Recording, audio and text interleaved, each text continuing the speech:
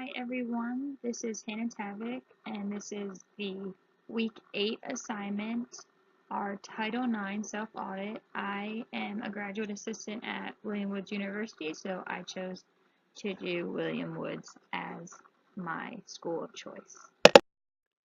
So to start, some background on Title IX. It is an education amendment that was passed in 1972 that prohibits discrimination based on sex in education programs and activities in schools of all levels, high school, colleges, universities that are federally funded by the government. So if any part of the school district or college receives any federal funds for any purpose, all of their operations, meaning their sports, their education, the coaches, the athletes, they are all covered and have to follow Title IX policies. Title IX protects students, employees, applicants for admission and employment, and other persons of the school from all forms of sex discrimination, including any discrimination based on gender identity or failure to conform to any stereotypical notion of masculinity or femininity. So to continue on, all the students, as well as other persons at the institution, are protected by Title IX, regardless of their sex, so it can be male, female, whatever they identify as, their sexual orientation, their gender identity. We all know that this has an upcoming trend with people that they want to identify as different genders, also part and full-time status employees, people with disabilities, people with different races or nationalities, and it protects all of them in all educational programs and activities. Some main issues that Title IX helps to fight against are recruitment, counseling, financials, athletics, meaning their interests, abilities, benefits, opportunities, and financial aspects of athletics, sexual harassment if you're pregnant or you are a student who has a baby, discipline, retaliation, and information collecting and reporting also is covered under Title IX. So, background on the three-prong test with there's lack of adequate sports participation opportunities, and that is one of the most common compliance aspects we see with Title IX, and it's certainly a problem and is one of the most highly litigated issues under the policy. So in 1979, policy interpretation and the Office of Civil Rights Investigators, they mainly set forth this detail on the aspects of Title IX called the three-prong test. And then in 1996, less than 10 years later, they had deals that exclusively dealt with the three-prong test that they are incorporating into schools. So continuing on, the three-prong test really came about in the landmark case of Cohen versus Brown University, and that focused primarily on the application of this three-prong test, and it is now currently a still ongoing issue with schools that they have to fall under one of the three prongs. So the test itself provides three alternative means of compliance with the participation opportunity requirements for athletes, both male and female, in a university. And for the three-prong test, you don't have to qualify under all three prongs of the test. You just your school has to satisfy one of the three in order to comply under Title IX standards. So the three prongs are substantial proportionality, history and continuing practice, and fully and effectively accommodating. So a school, number one, school may provide athletic participation opportunities for female students in which are substantially proportional to the female percentage of enrollment at the school. Number two, a school may demonstrate a history and continuing practice of expanding its sports offerings for women in the very recent past. So they have to show that within the last couple years they are continuing to give women more opportunities in sports, give them more opportunities to participate, such as increasing a team's roster or incorporating a brand new sport altogether. Third, a school may show that it is fully and effectively accommodating to athletes' interests and abilities of the women in its student body, meaning if multiple women come up to you saying that they're interested in playing ice hockey and they have a men's ice hockey team, you seriously have to look into incorporating a women's ice hockey team if there is interest and if there's enough participants on campus. So it's prong 1, substantial proportionality. So the example here is if 50% of students are male and 50% are female, then that same percentage goes for athletics, meaning there has to be 50% female student athletes and 50% male student athletes.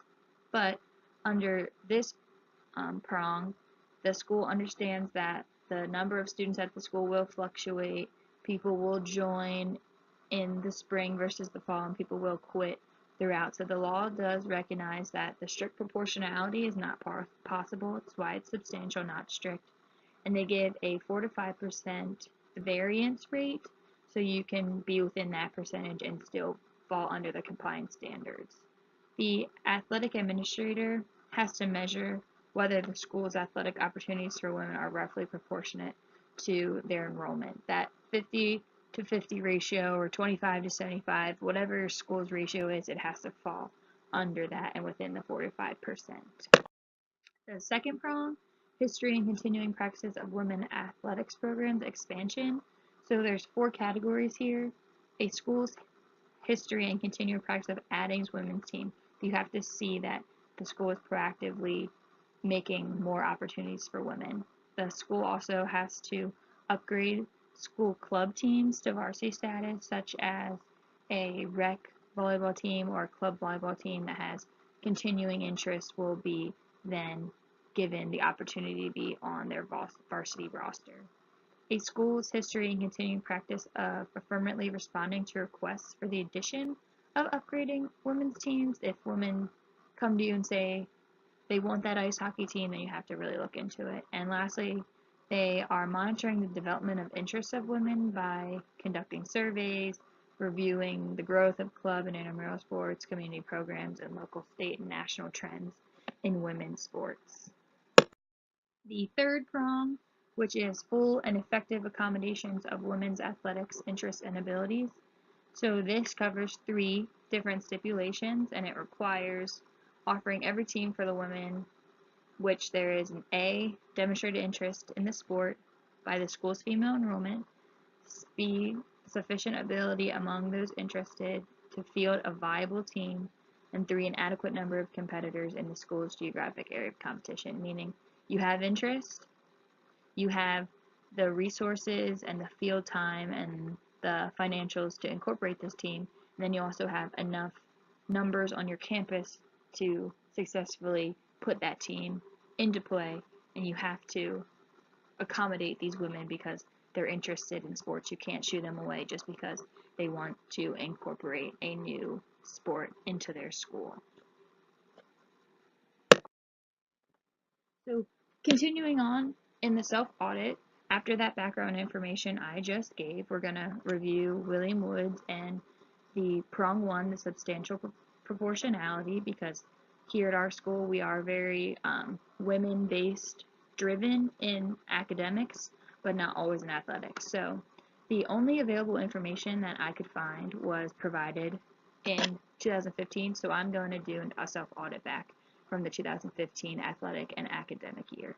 So back in 2015, our enrollment was a total of 2,172 students, with 712 being men and 1,460 being women.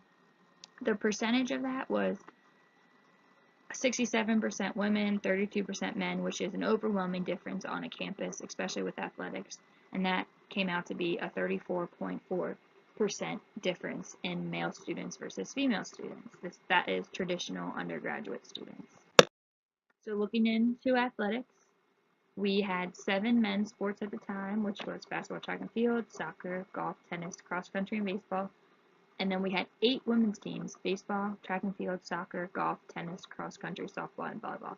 The addition of volleyball makes you think that women have the more opportunities to choose between sports at William Woods, but sometimes even though women have more opportunity in a choice of sport, that doesn't mean they also have opportunity to roster in one of those sports. And here are the numbers by the sports.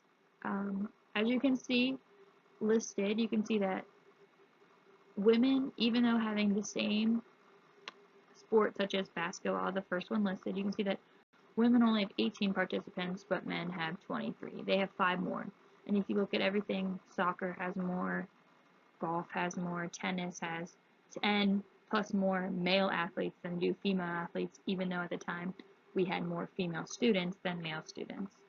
So the total number of students back in that year was 278, and the men had almost 30 more athletes than the women did, even though women drove the number of students of our undergraduate population. So if we are going to compare the percent of students, you had 67% female students, but only 45% female athletes, which was 21% difference, meaning that there was a decrease, less amount of women participating in sports than there was at our school. And you can see that the men overwhelmingly was 21% higher than what we had in our undergrad population. So we had such a low number of male students in our undergrad population, but such a high number consuming the athletic department.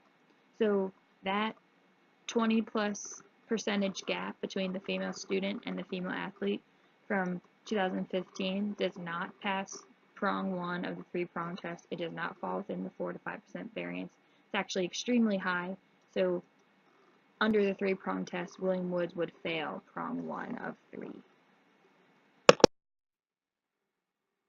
So explaining further, some possible causes of such a high difference would be that William Woods originally was a college that started out as an all-female college, and it made the switch to co-ed, but even though we became co-ed, women still dominated our student population. So sports started in 1974 with women's basketball, softball, track, and tennis, and swimming. But you can see now that there's growth in the women's programs and there's growth in our men's programs. We've been adding new sports, taking away sports, incorporating recreational sports. We now have a dance team and a cheer team, which our cheer team is an emerging varsity program that we are working toward to become a part of our athletics program and become a part of the NAIA. You also have causes such as men are more willing to move across the U.S. or even across the country to play sports. We have a lot of international students, but there's still some hesitation among women to participate in college athletics. Outside of athletics, you have students who are choosing to participate in the sorority life instead of athletics because they choose to have more of sisterhood than having those teammates, so that also takes away from the female athlete population. So, concluding, upon the identification of our self-audit, the athletic department can clearly tell at William Woods that there's a huge difference between the ratio of female students and female athletes in the year 2015. Even though William Woods athletics provide opportunities for them, the numbers per team are lower than the men's. The gap between the numbers of students and the number of athletes is significant enough that it does not stay in compliance with Title IX, but since this was 2015, things might have changed, but we still have an overwhelming number of female undergrad students that control the population of our school. And now that we know that we're out of compliance with prong 1, how do you stay in compliance with Title IX as a school? William Woods, we do not limit the opportunities for women, and since the addition of the athletic program in the 1970s, there have been programs added ever since then. The addition of volleyball, the addition of tennis really helped William Woods bring in more female athletes. We also are able to award scholarships to our athletes, and even in some cases, women receive more money than men. We also have recreational sports that are open to all of our students. We have a cheer and dance team. Like I mentioned, the cheer team is on its way to becoming a varsity sport. And we also have a director of institutional research who looks into the athletic department and ensures that we're continuing to grow, change, and provide opportunity for our female athletes. And just to close off, like I said, we did not meet compliance with prong 1, but that does not mean we did not meet compliance with another prong. If you look further into the research, you can say that prong 2 has been met, and we now are compliant with Title IX because we provide the opportunities, we offer new programs, we are emerging varsity sports, and so on. And just for us as athletic administrators, your school should always have a Title IX coordinator, and they should also, all coaches and staff should have knowledge of all the policies and procedures of Title IX, and you want to aid in coordinating the implementation and administration of the procedures that resolve Title IX compliancy complaints.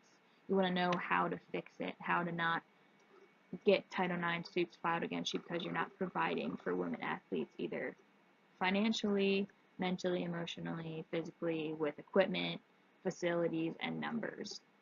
You also need to know about investigating into complaints, alleging violation titles, and working with the law if you need to about resolving these complaints promptly and appropriately. So that was my final presentation for week 8, and thank you and have a great day.